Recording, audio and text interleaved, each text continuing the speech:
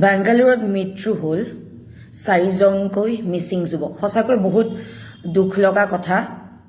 এইখন চৰকাৰে কয়, মুখ্যমন্ত্ৰী ডাঙৰীয়াই কয় যে মই মোৰ দিনত মোৰ ভাগিনসকলৰ সপোন পূৰণ কৰিম। মোৰ উদ্দেশ্য মোৰ ভাগিনসকলৰ সপোন পূৰণ কৰা। কিন্তু এনেধৰণে আপুনি সপোন পূৰণ কৰিম বুলি ভাবিছিলে নেকি? আজি বিজেপি চৰকাৰ লগতে মুখ্যমন্ত্ৰী ডাঙৰীয়াই এই ক্ষেত্ৰত কি ক'ব? এই ক্ষেত্ৰতো আপুনি চিনাকি অচিনাকি বিৰোধীক টানি আনিব নেকি? সঁচাকৈ বহুত দুখ লগা কথা। তাতোতকৈ পৰিতাপৰ কথাটো হ'ল যে মিচিং স্বায়ত্তশাসিত পৰিষদে কেন্দ্ৰৰ পৰা যিমান শ শ কোটি টকাৰ পুঁজি লাভ কৰে, কাৰ কাৰণে দিয়া হৈছে, কিহৰ কাৰণে দিয়া হৈছে, কি উদ্দেশ্যত দিয়া হৈছে?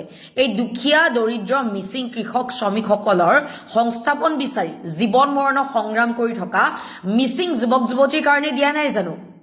কেৱল নাচ গান কৰি খেল ধেমালি কৰি সভা সমিতিৰ নামত মাছে মঙহে ভোজ ভাত খাবলৈ পুঁজি দিছিলে নেকি? কেইজনমান ঠিকাদাৰ সৃষ্টি কৰিবলৈ দিছিলে নেকি? এইবোৰ প্ৰশ্ন এতিয়া নকৰি কেতিয়া কৰিম? এতিয়া পৰ্যালোচনা নকৰি কেতিয়া কৰিম?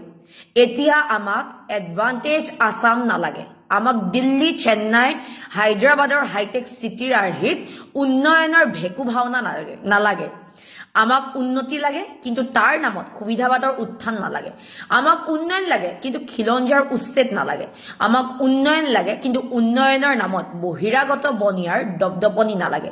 আমাক উন্নয়ন লাগে, কিন্তু বহিৰাগতৰ পৰিৱৰ্তে খিলঞ্জীয়াৰ 100% নিয়োগ লাগে। নিযুক্তিৰ নামত হতাঢোল বজাই লাভ নাই, কিয়নো অসমৰ 60% অসমীয়া ল'ৰা কৰ্মৰ সন্ধানত বাহিৰত যায়। অসমৰ ল'ৰাই যেতিয়া অসমত থাকি কাম কৰিব, তেতিয়াহে আমি এডভান্টেজ আসাম লাগে বুলি ক'ম।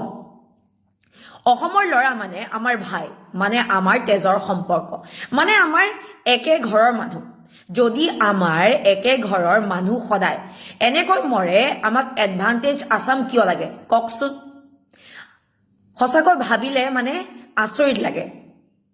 উত্তৰ দিবলৈ এইখন চৰকাৰৰ সাহস আছেনে?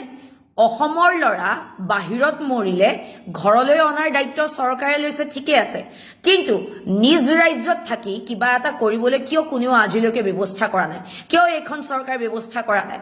ভাগিনসকলৰ বোলে সপোন পূৰণ কৰে, কিয় নাই কৰা মুখ্যমন্ত্ৰী ডাঙৰীয়া? কেতিয়া কৰিব? কেৱল সাম্প্ৰদায়িক ৰাজনীতি কৰি থাকিলে নহ'ব, ভাগিনসকলৰ সপোন পূৰণ কৰক। লগতে মিচিং জাতিৰ বৌদ্ধিক, সাংস্কৃতিক আৰু সামাজিক বিকাশ, সংস্কাৰ আৰু উত্তৰণৰ উদ্দেশ্যে আয়োজন কৰা মিচিং ইউথ ফেষ্টিভেলক বিজেপি দলে এনেকুৱা কৰিলে যেন গোটেই তেওঁলোকৰ চিম্বল, দলীয় চিম্বল, বিজেপিৰ দলীয় পতাকা লগাই তেওঁলোকে একেবাৰে আগ্ৰাসন কৰিলে আপোনাৰ মিচিং ইউথ ফেষ্টিভেলটো। সঁচাকৈ বিজেপি দলটো যে কেৱল মাৰ্কেটিং কৰে, কেৱল মানে তেওঁলোকৰ নিজৰ লাভালাভৰ কথা ভাবে। আজি মিচিং আমাৰ ভাই ককাইসকলৰ কথা কিয় ভবা নাই এইখন চৰকাৰে? কিন্তু মিচিং ইউথ ফেষ্টিভেলত তেওঁলোকে নিজৰ মানে প্ৰচাৰটো ধুনীয়াকৈ কৰি ল'লে বিজেপিয়ে। কিন্তু আমাৰ যে মিচিং 4জনকৈ যুৱক মৰিলে, এই ক্ষেত্ৰত কি তেওঁলোকে কিবা ক'বনে? কেতিয়াও সপোন পূৰণ কৰিব যুৱক যুৱতীৰ? আৰু এইবিলাক কাৰ্য মিচিং জাতিৰ 2 ৰাজনীতিবিদ, অসম চৰকাৰৰ মন্ত্ৰী তথা বিজেপি নেতা ডক্টৰ ৰণোজ পেগু ডাঙৰীয়া আৰু বিধায়ক ভুৱন পেগুৰ মন্ত্ৰণাত যে হৈছিল, তাত তিলমানো ৰাইজৰ সন্দেহ নাই। ইউথ ফেষ্টিভেলটো যে মিচিং ইউথ ফেষ্টিভেলটো বিজেপিৰ যে আগ্ৰাসনত গ'ল, মানে তেওঁলোকে দলীয় পতাকা ব্যৱহাৰ কৰিলে, তেওঁলোকে বিজেপিৰ এক প্ৰকাৰ তেওঁলোকে যেন বিজেপিহে কৰিছে, এইবিলাক কোনে কাৰ প্ৰপগেণ্ডা সকলোৱে গম পাইছে যে মিচিং জাতিৰ যি 2 মানে ৰাজনীতিবিদ, অসম চৰকাৰৰ মন্ত্ৰী তথা বিজেপি নেতা ডক্টৰ ৰণোজ পেগু আৰু বিধায়ক ভুৱন পেগুৰ মন্ত্ৰণাত যে হৈছে, তাত তিলমানো ৰাইজৰ সন্দেহ নাই, সকলোৱে জানে এইবিলাক কথা। সেইকাৰণে এই 2 নেতা মানে এই যি বিখ্যাত বুলি ক'ব লাগিব, বিখ্যাত 2 নেতা আপোনাৰ ৰণোজ পেগু ডাঙৰীয়া আৰু বিধায়ক ভুৱন পেগু ডাঙৰীয়া এতিয়া সাধাৰণ মিচিং ৰাইজৰ বিচাৰৰ কাঠগড়াত আছে। কিন্তু তেওঁলোকে এতিয়া উত্তৰ দিবনে? উত্তৰ দিবলৈ সাহস হ'বনে?